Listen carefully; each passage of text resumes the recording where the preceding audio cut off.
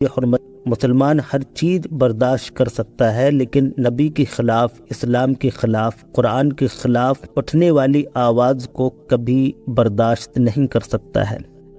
مسلمان اپنا سب کچھ اجڑتے اور برباد ہوتے دیکھ سکتا ہے، لیکن نبی کی محبت، قرآن کی محبت اور اللہ کی محبت کو کبھی اجڑتے ہوئے نہیں دیکھ سکتا ہے۔ ہر مسلمان اللہ سے اور رسول پاک صلی اللہ علیہ وسلم سے اور قرآن پاک سے محبت رکھتا ہے اور اس کو اپنے سینے کے اندر اتارتا ہے۔ ہر مسلمان کتنا ہی ذلیل ہو، کتنا ہی اللہ کا نافرمان ہو، ہر ایک مسلم شخص کے دل میں قرآن پاک کی محبت، رسول پاک کی محبت اور اس کی عظمت دل میں باقی رہتی ہے، کیونکہ ہر مسلمان کا عقیدہ ہے کہ اللہ ایک ہے اور جو کچھ اللہ نے نازل کیا ہے وہ سب حق ہے۔ ڈنمارک کی پارلیمنٹ میں قرآن پاک کی بے حرمتی روکنے کا بل منظور ہو گیا ہے۔ غیر ملکی میڈیا رپورٹ کے مطابق ڈنمارک میں قرآن پاک کی بے حرمتی نئے قانون کے تحت جمعہ کو 2 افراد پر مقدمہ درج کیا گیا۔ رپورٹ میں بتایا گیا ہے کہ ان افراد کی شناخت ظاہر نہیں کی گئی، ان افراد کی پہچان نہیں کرائی گئی، لیکن ان پر الزام ہے کہ انہوں نے جون میں ایک تہوار کے دوران قرآن پاک کی بے حرمتی کی ہے۔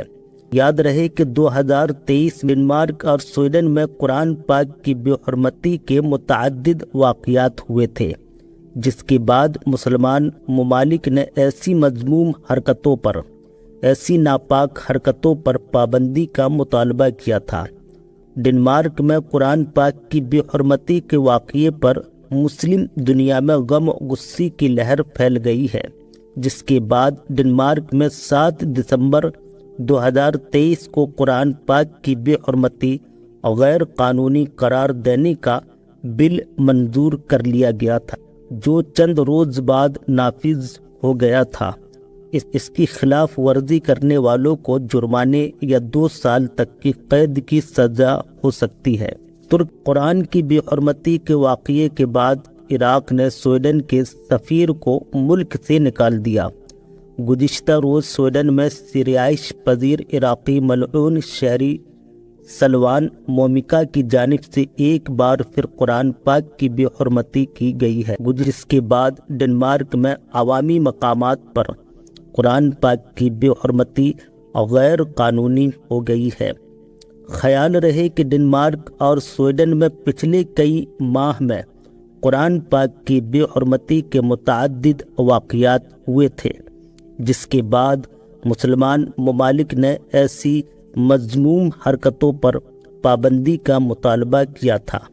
مبصرین کے مطابق ڈنمارک نے اس قانون کے ذریعے اور قومی سلامتی کے درمیان توازن قائم کرنے کی کوشش کی ہے۔ ناظرین، دعا کرتے ہیں کہ اللہ تعالی ہمیں اور آپ کو کہنے اور سننے سے زیادہ عمل کرنے کی توفیق عطا فرمائے۔ اگر آپ پہلی مرتبہ میرے چینل پر آئے ہیں تو میرے چینل کو لائک، سبسکرائب، شیئر کرنا نہ بھولیں۔ چینل کو لائک کریں، سبسکرائب کریں، شیئر کریں اور اپنی صحت کا خیال رکھیں۔ السلام علیکم ورحمۃ اللہ وبرکاتہ۔